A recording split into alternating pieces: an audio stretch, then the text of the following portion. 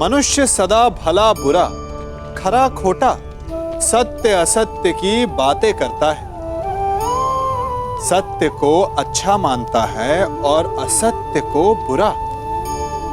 परंतु क्या आपने कभी यह सोचा है कि प्रत्येक वस्तु, प्रत्येक भाव का एक महत्व होता है। दोनों ही एक दूसरे के पूरक होते हैं। यदि काला रंग नहीं होगा तो क्या श्वेत रंग की आभा का अनुभव होगा?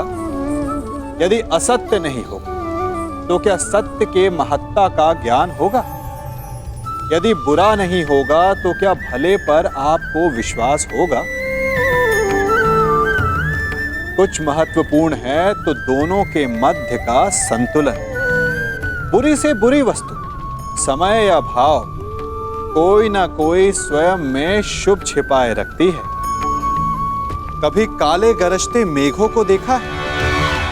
उसके किनारे भी एक स्वर्णिम आभा होती है। उसी प्रकार यदि आपके जीवन में बुरा समय आए तो आपको अपने सच्चे मित्रों की पहचान हो जाती है। तो बुरे समय में निराश ना हो, उसमें भी कुछ शुभ खोजने का प्रयास करें और धीरे धीरे सब कुछ आपके जीवन में स्वतः शुभ हो जाएगा।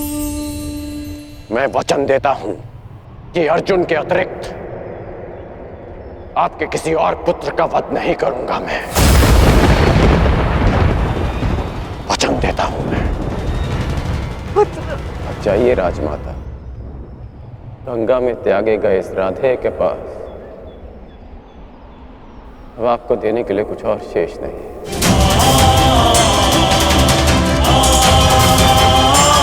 रही बात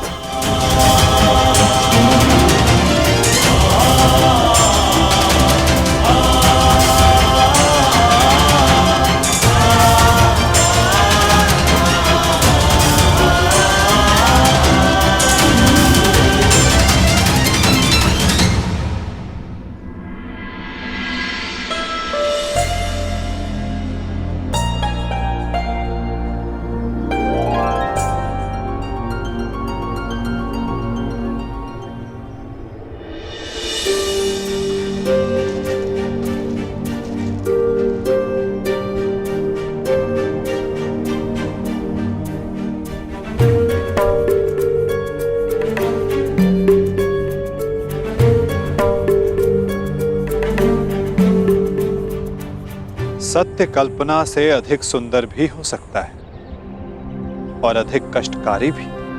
मैं जानता था कर्ण, परंतु मैं ये कभी नहीं चाहता था कि तुम इस कष्ट को सहो। अगर आप ऐसा नहीं चाहते तो ऐसा नहीं होता केशव। एक बात मैं समझ चुका हूं कि इस सृष्टि में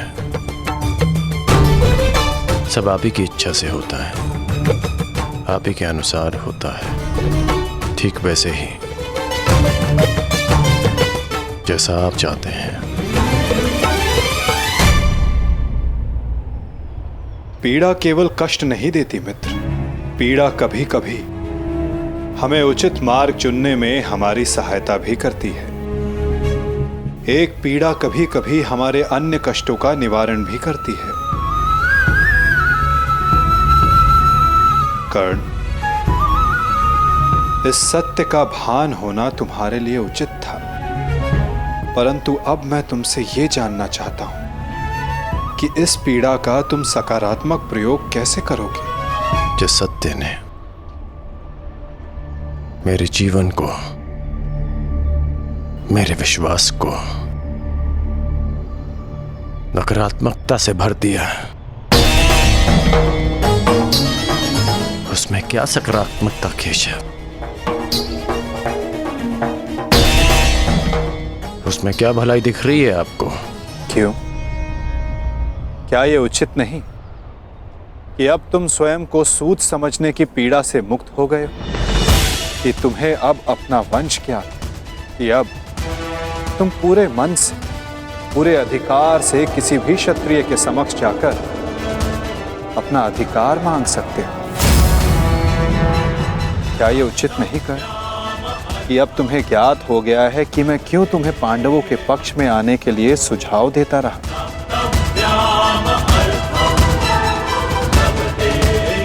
एक सत्य संसार बदल सकता है, और अब तुम्हारा संसार बदल चुका है मित्र। तो क्या ये श्रेष्ठ नहीं कि तुम अपना पक्ष और निर्णय दोनों बदल दो? तुम सबसे ज्येष्ठ कौन्तेय होकर अर्जुन, भीम, युधिष्ठिर, इन सबसे ज्येष्ठ, और मुझे ये मानने में कोई संकोच नहीं कि तुम अर्जुन से अधिक श्रेष्ठ हो। परंतु ये दो शक्तियां, ये दो भाई विपक्ष में क्यों मित्र? यदि तुम और अर्जुन एक पक्ष में हो गए तो सृष्टि की कोई भी शक्ति तुम दोनों के समक्ष छोटी पड़ जाएगी।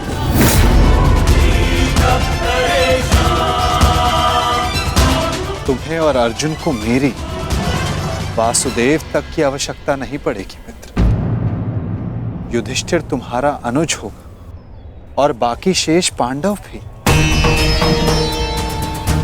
तनिक सोचो, जो परिवर्तन तुम अंगराज बनकर ना ला सके, वो परिवर्तन तुम हस्तिनापुर के सम्राट बनकर ला पाओ। सूर्य पुत्र कौन्तेय सम्राटगण, जो संसार को एक प्रकाशमान युग की ओर ले जा सकता है।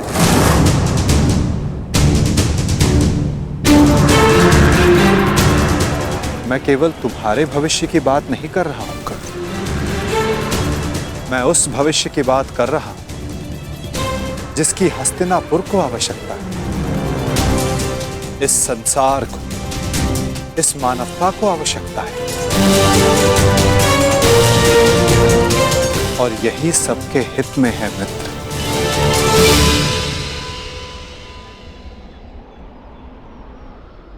ठीक है, एक बार मैं आपकी बात मान भी लूं, हस्तिनापुर का सिंहासन जीत भी लूं,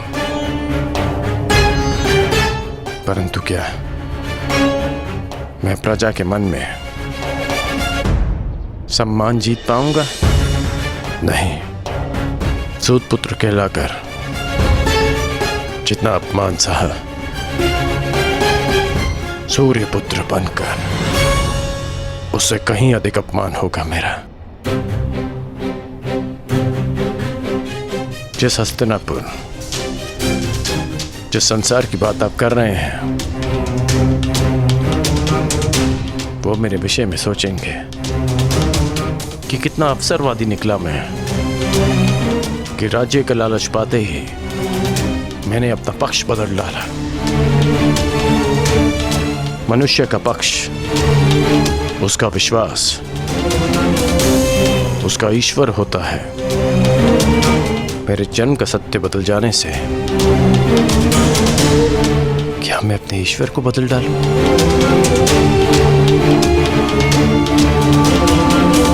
और अर्जुन, क्या ये उस महान धनुर्धारी का अपमान नहीं होगा? और युधिष्ठिर, जिसने 13 वर्ष वन में काटे, क्या ये उसके अधिकार का हनन नहीं होगा? और दुर्योधन का क्या? दुर्योधन की मित्रता ने वट वृक्ष बनकर मुझे संसार के ताप से बचाया, मुझे छाया दी, और जो वृक्ष छाया देता है उसे काटा नहीं जाता, उसकी रक्षा की जाती है। धिक्कार होगी मुझ पर यदि ऐसा विचार मेरे मन में भी आया।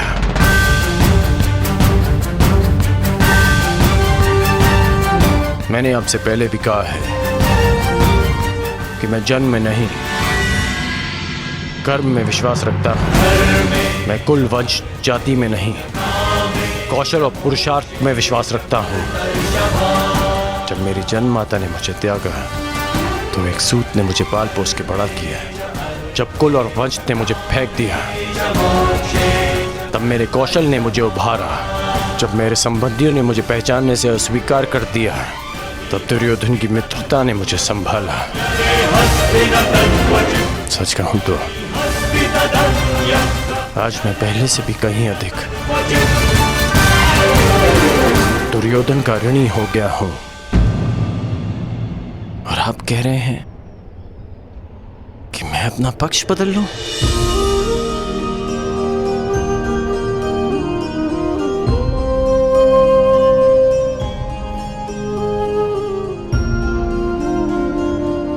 मैं अभिभूत हुआ तुम्हारे इन वचनों से कर्ण, परंतु मेरी इच्छा सदा यही है कि तुम मेरे साथ रहो और मैं तुम्हारे। परंतु निर्णय लेना तुम पर निर्भर करता है मित्र। तो बताओ कर्ण, तुम्हारा अंतिम निर्णय क्या है? तुम्हारे नए परिचय का, इस सत्य के भान का क्या निष्कर्ष है? एक ही निष्कर्ष है और एक ही निर्णय। या तो मेरे मित्र दुर्योधन के शीश पर राजमुकुट होगा, या इस कर्ण के धड़ पर शीश ही नहीं होगा।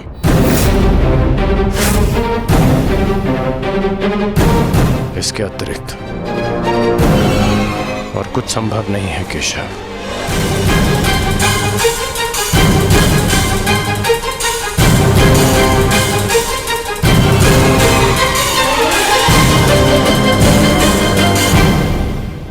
आपसे एक विनती है केशव कि मेरी जन्म कथा गुप्त रखिएगा। यदि युधिष्ठिर को इसका ज्ञान हुआ तो वो सिंहासन को ठुकरा देगा,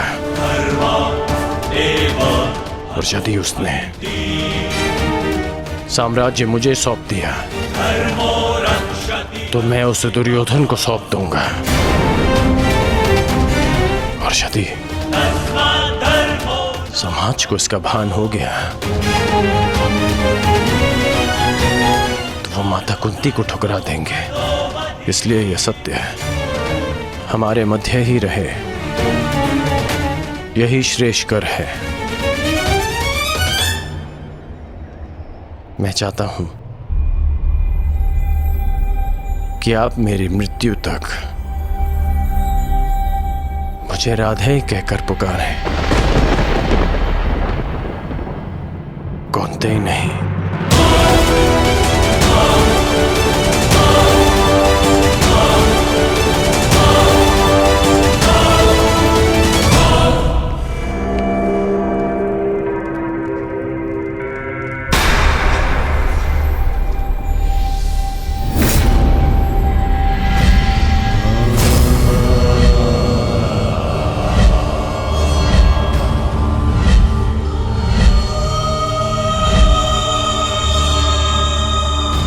यही तुम्हारा भविष्य है, यही तुम्हारा प्रारब्ध, यही अंत है कुरुवंश का।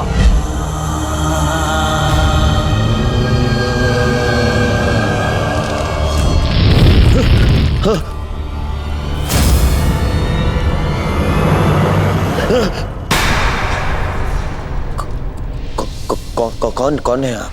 है? ये क्या कह रहे हो दुर्योधन? मामा हूँ, मामा। नहीं, ये कौन है आप मुझसे ये प्रश्न करने वाले?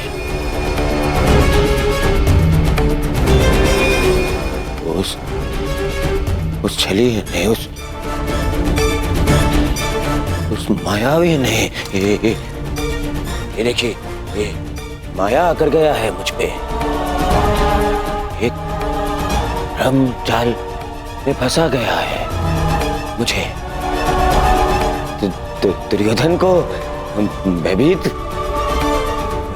कर गया है वो। और आप भी वहीं थे, हाँ? आपने क्या किया? अब खड़े खड़े मेरा अपमान देखते रहे। देखो दुर्योधन, तुम भूल रहे हो, वो मैं ही था जिसने उस वासुदेव को बंदी बनाने की योजना बनाई थी। मैं ही था वो। वही तो। देखो, क्रोध करने का समय नहीं है ये, और तुम्हारा ये क्रोध मुझ पर बाद में करना, समझ गए? पहले इस बात से अवगत हो जाओ कि हस्तिनापुर में क्या घटित हो रहा है।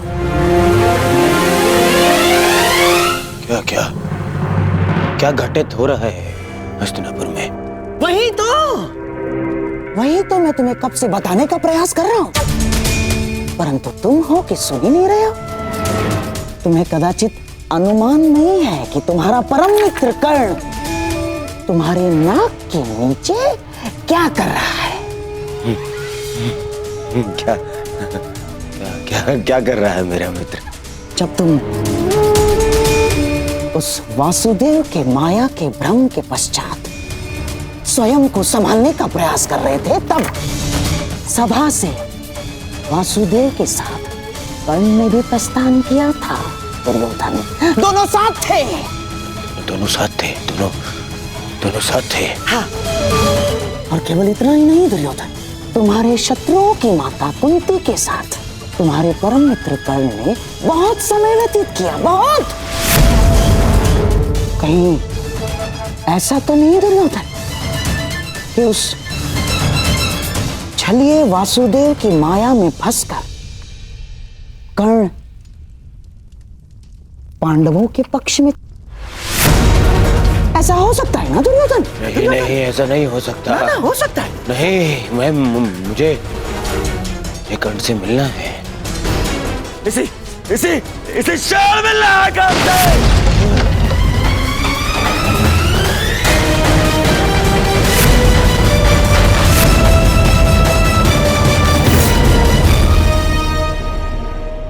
जीवन कितने खेल खेलते हैं ना हमारे साथ केशव। जीवन भर जिसका वध करना चाहा, जिसे युद्ध में हराना चाहा, जिसका मान मर्दन करना चाहा, आज ज्ञात हुआ कि वो मेरा ही अनुज है। मैं अपने ही अनुज पर आक्रमण कैसे कर पाऊंगा? उस पर बाण संधान कैसे करूंगा मैं? और यदि ऐसा नहीं करता तो वो उस मित्र के साथ विश्वासघात होगा जो मेरे विश्वास पर ये युद्ध लड़ रहा है।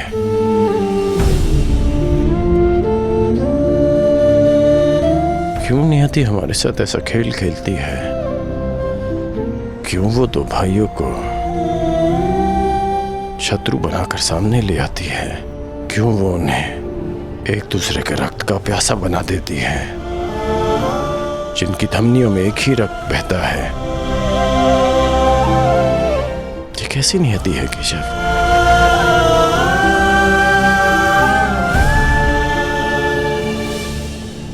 ये नियति नहीं मित्र, ये चुनौती है, ये एक परीक्षा है, या ये कहो स्वयं को सिद्ध करने का अवसर है। इतनी कठिन परीक्षा, इतनी कठोर चुनौती, इतना पीड़ादायक अवसर। मनुष्य अपनी परीक्षा नहीं चुनता कर्ण, ये परीक्षा है जो स्वयं अपना पात्र चुनती है। ये चुनौती है जो परखने के लिए स्वयं अपना पात्र चुनती है कवचधारी वीर। माटी के तट नदी की धीमी धारा के किनारे होते हैं और कठोर पाषाण को नदी के वेग से लड़ना होता है। एक सामान्य पाषाण को हथौड़ी और छेनी की मार सहनी होती है, परंतु जिसे हीरा बनना हो उसे धरती के भीतर गहन दबाव और ताप को सहना होता है। माला बनने के लिए अपने हृदय को सुई से भिदवाना होता है, प्रकाश देने के लिए स्वयं को जलाना होता है। बांस सब होते हैं कर्ण, परंतु बांसुरी बनने के लिए तन पर घाव खाना पड़ता है।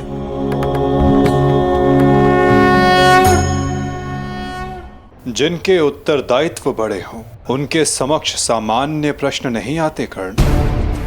जिन्हें युद्ध की हुंकार भरनी होती है उन्हें लाक्षागृह की अग्नि से निकलना होता है। जिन्हें युद्ध का परिणाम देना होता है उन्हें अपना कवच भिदवाना होता है। मृत्युंजय बनने की चाह रखने वालों को प्रति क्षण मरना होता है। ये तुम्हारे समक्ष आई सबसे बड़ी दुविधा नहीं है कर्ण, सबसे बड़ी चुनौती है, सबसे बड़ा अवसर है। अब इसका चयन करना तुम पर निर्भर करता है कर्ण, कि इसमें भाग लो या भाग जाओ। तो ये सब पहले आपने क्यों नहीं बताया केशव? यदि तब बता देता तो आज तुम्हारे समक्ष मृत्युंजय बनने का अवसर नहीं आता। एक मित्र के रूप में आपने मुझे बताया कि मुझे क्या चुनना चाहिए, परंतु आज मैंने सभा में उस कृष्ण को देखा जो भूत भविष्य वर्तमान सब है, जिनसे परे कुछ नहीं, जिन्हें सब कुछ ज्ञात है। तो आपको ये भी अवश्य ज्ञात होगा केशव कि आपका ये मित्र कठिनाइयों से कभी नहीं भागता, सदैव उनका सामना करता है। अब कदाचित हमारी भेंट युद्ध भूमि में होगी।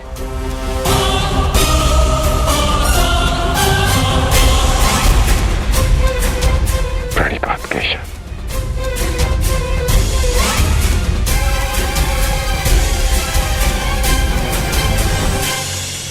मैं अत्यधिक प्रसन्न हूं कि तुम मेरे मित्र। मैंने सदैव कहा है और आज पुनः कहता हूं, तुम अद्भुत हो, तुम महान, तुम एक महान मित्र हो, एक महान पुत्र हो और एक महान पिता हो। तुम इस युग की मानवता के महान रत्न होकर राधे कर।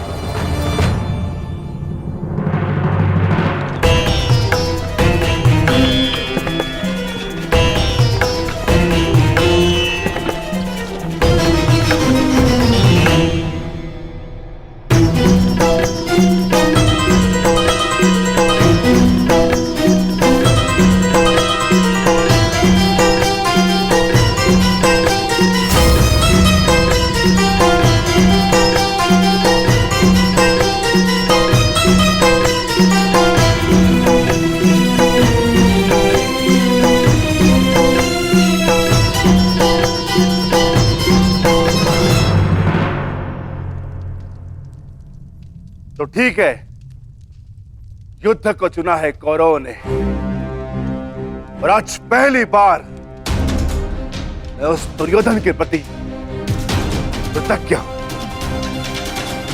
क्योंकि उसने वो चुना है जो मैं स्वयं चाहता था। अब अगला कदम क्या होगा वासुदेव? निर्देश करें, क्या करना है हमें? कुरुक्षेत्र।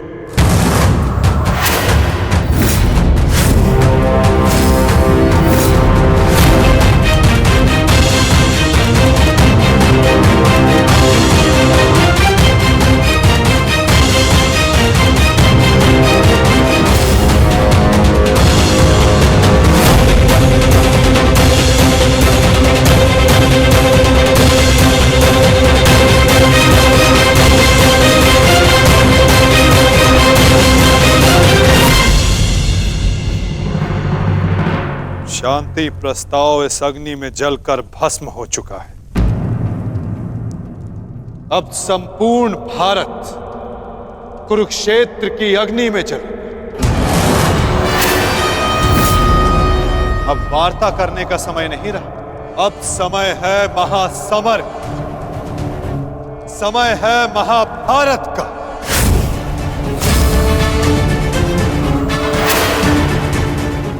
अब जीवित रहना है तो विजयी होकर या फिर मृत्यु का आलिंगन करना।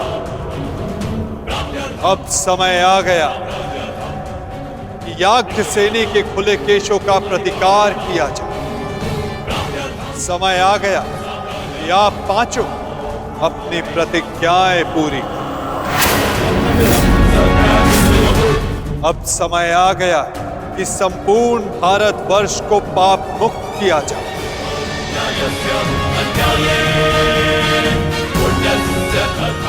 और युधिष्ठिर के नेतृत्व में धर्म की स्थापना। युद्ध का स्थान नियुक्त हो चुका है युधिष्ठिर। अब क्या करना है, इसका निर्णय तुम्हें स्वयं करना होगा युधिष्ठिर। हमें शीघ्र ही यहां से प्रस्थान करना होगा। पुत्रों, युद्ध के लिए तत्पर हो जाओ। हम सब तैयार हैं ज्येष्ठ पिताश्री। युद्ध की तिथि की प्रतीक्षा करने की आवश्यकता भी नहीं, हम युद्ध अभी करेंगे। ठहरो, हम सभी लोग यहां से एक साथ प्रस्थान नहीं कर सकते, क्योंकि विराट राज्य की सुरक्षा के लिए हम में से किसी को यहां उपस्थित रहना होगा। ऐसा पहले भी हो चुका है और हो सकता है कि हमारी अनुपस्थिति में दुर्योधन विराट राज्य पे आक्रमण कर दे। इसीलिए हम में से किसी को भी यहां उपस्थित रहना होगा। उसकी आवश्यकता नहीं।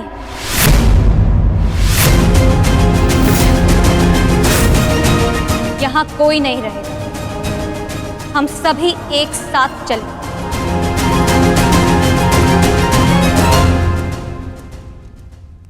नहीं पांचाली, कुरुक्षेत्र में स्त्रियों का कोई स्थान नहीं। यदि तुम बाहर रहोगी तो मन युद्ध में नहीं, और रक्षा करने में लगा रहेगा। तुम्हारा कुरुक्षेत्र में जाना उचित नहीं। उचित तो मेरा द्यूत क्रीड़ा भवन में जाना भी नहीं था आर्य, परंतु यदि मुझे वहां ले जाया गया तो अपना प्रतिकार लेने में कुरुक्षेत्र भी जाऊंगी।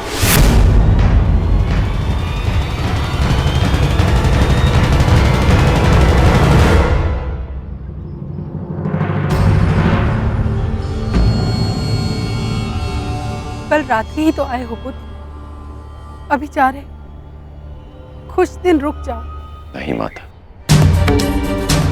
मुझे हस्तिनापुर जाना होगा। युवराज दुर्योधन को कुछ बताना आवश्यक है। क्या कारण? वही जो वो नहीं जानते, मेरा अतीत।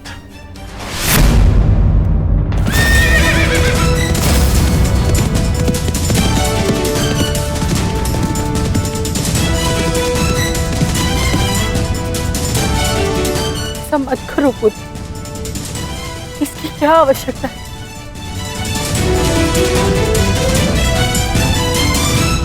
आवश्यकता है माता, आवश्यकता है। आपके लिए ये जानना आवश्यक है कि ये कर्ण केवल आपका पुत्र है। मैं सदा राधे था और सदा राधे ही रहूंगा। युवराज दुर्योधन के लिए यह जानना आवश्यक है कि जिस कर्ण को उन्होंने पांडवों के विरुद्ध सबसे घातक अस्त्र समझा था, वो कर्ण पांडवों का ही ज्येष्ठ है।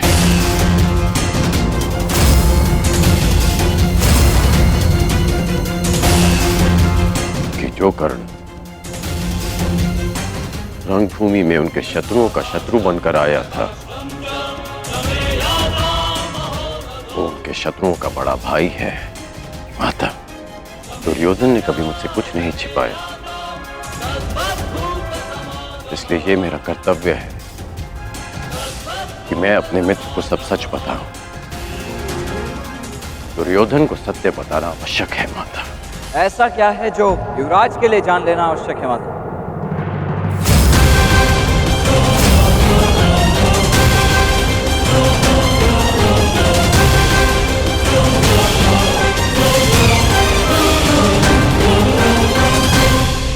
कुछ नहीं वृषेण, तुम्हारे पिता युवराज को यह बताना चाहते हैं कि इस युद्ध में तुम उनकी ओर से भाग लोगे।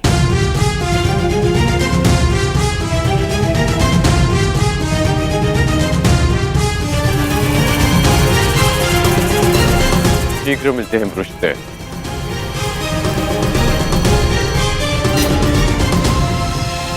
प्रणिपात माता।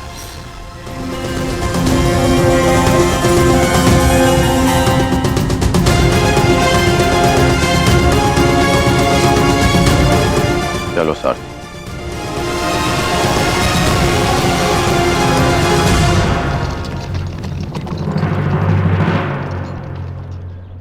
सखी उचित कह रही है विकोदर। यदि हम सबको विजय पानी है तो हम सबका वहां रहना अनिवार्य है। परंतु वासुदेव, पांचाली के सारे विचारों को सुनने के पश्चात ही निर्णय लेना विकोदर।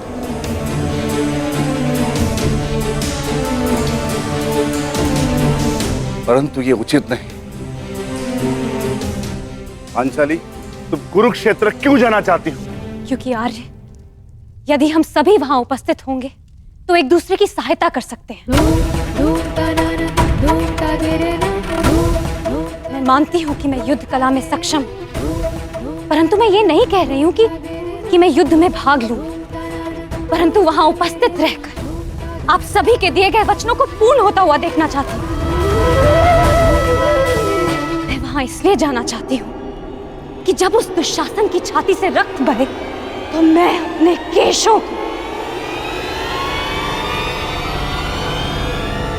धोने के लिए सज्ज रहूं।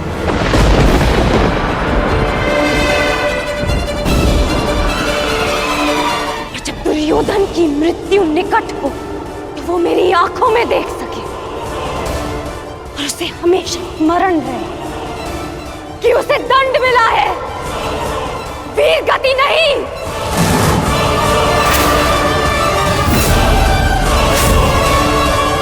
क्या आप अब भी यही चाहते हैं कि मैं कुरुक्षेत्र ना जाऊं?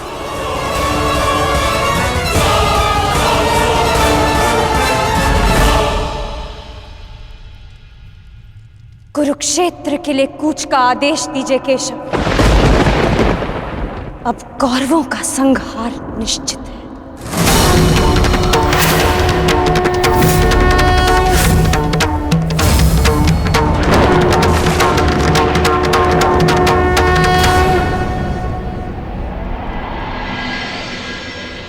ये कैसा चक्रवात है? मेरे मन में बुरे विचार आ रहे हैं। अवश्य है ये कोई अपशगुन है कुंती। मैं वचन देता हूं कि अर्जुन के अतिरिक्त आपके किसी और पुत्र का वध नहीं करूंगा मैं।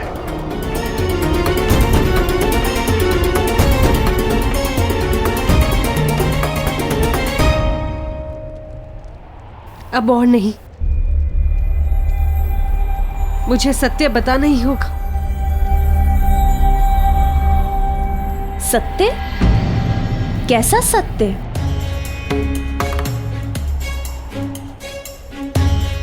एक सत्य है दीदी, जो मुझे आपके समक्ष स्वीकारना है। एक ऐसा सत्य जो मैंने आप सबसे छिपाया है। कैसा सत्य? परंतु स्मरण है वो मंत्र जो मैंने दुर्वासा ऋषि से सीखा था? हाँ, मुझे स्मरण है, परंतु आज अचानक उसकी बात क्यों ले बैठी?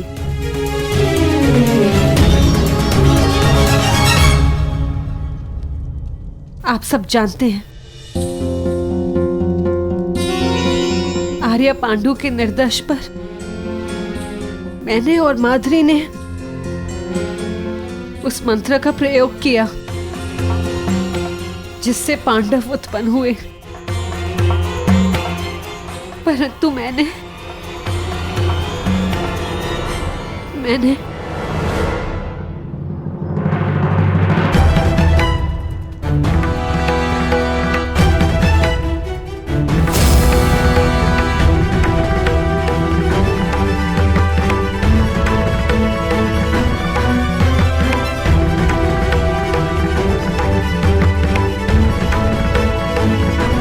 कर्ण यहाँ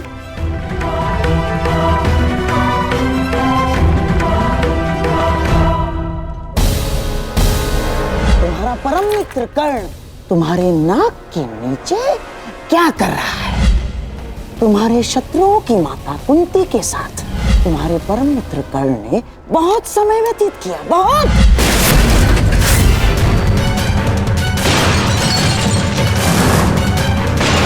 दुर्योधन, दुर्योधन देखो, देखो, शांत हो जाओ, अपने क्रोध को काबू में रखो दुर्योधन। दुर्योधन, ये क्या कर रहे हो तुम? मैं प्रस्तुत हूं।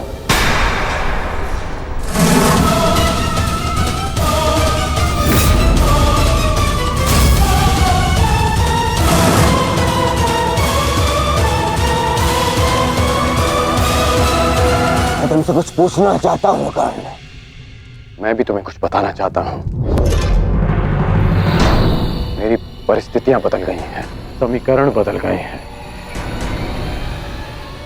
पहचान बदल गई। ठीक कहा तुमने, ठीक कहा तुमने।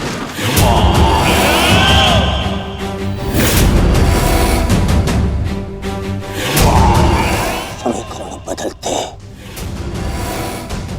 देख सकता हूं मैं तुम्हें ये बताना चाहता हूं कि मैं यही ना कि तुम कृतज्ञ निकले, कायर निकले, चलिए निकले।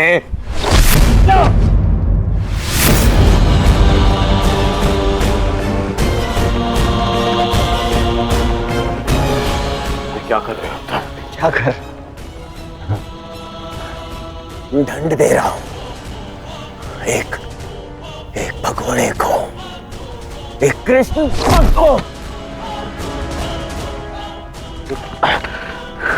एक भगोड़े को जो युद्ध से पूर्व ही भाग रहा है।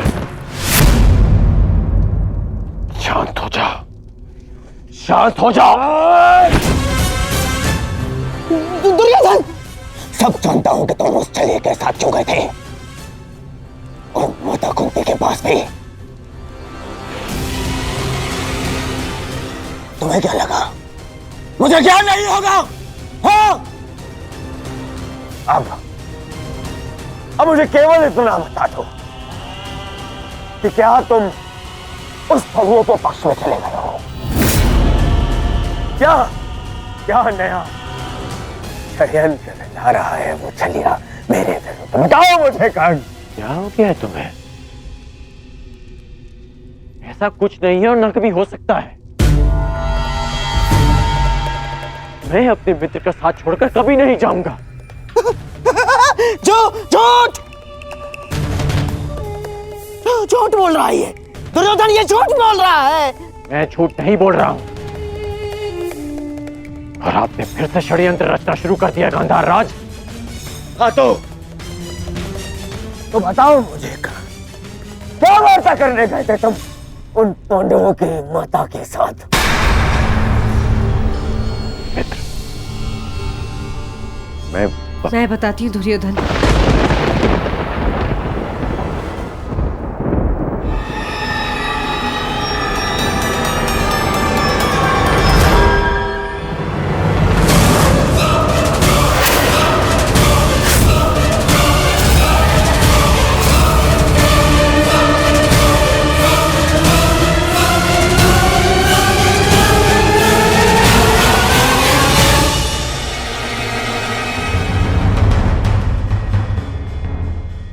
बताती हूँ दुर्योधन।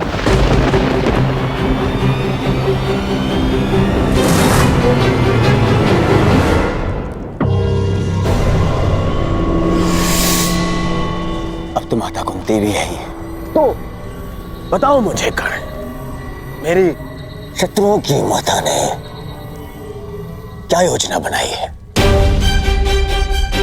क्या क्या क्या षड्यंत्र रचा है?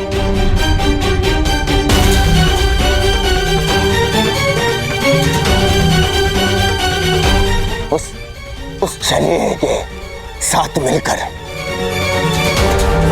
बोलो, बताओ मुझे कर्ण, क्योंकि इतना तो निश्चित है कि मेरी शत्रुओं की माता ने जो भी योजना बनाई होगी वो मेरे लिए शुभ नहीं होगी।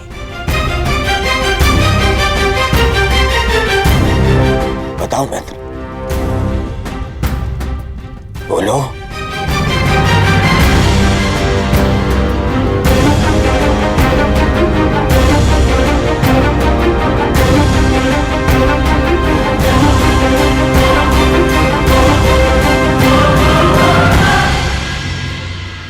आप बताइए काकेशरी, क्या ये चल क्या रहा है? क्या छल करने का, किसी और का अधिकार को अपने नाम पे कर लेने का गुण आपने उन पांडवों से सीखा है या फिर उन पांडवों को ये गुण आपसे विरासत में मिला है?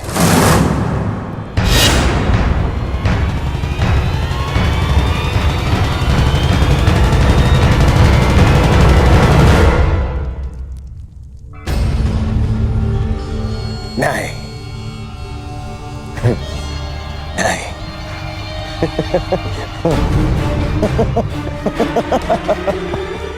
मैं भी कितना मूर्खतापूर्ण प्रश्न कर रहा हूं। उन पांडवों ने छल करना तो आप ही से सीखा होगा।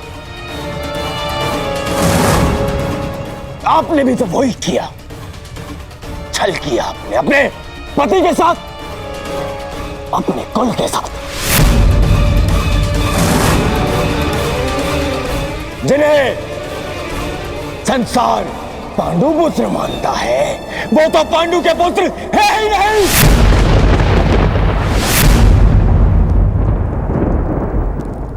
एक पति के जीवित होते हुए भी तीन तथा कथित देवताओं के साथ संबंध बनाया आपने। बस करो, ये मेरी माता है।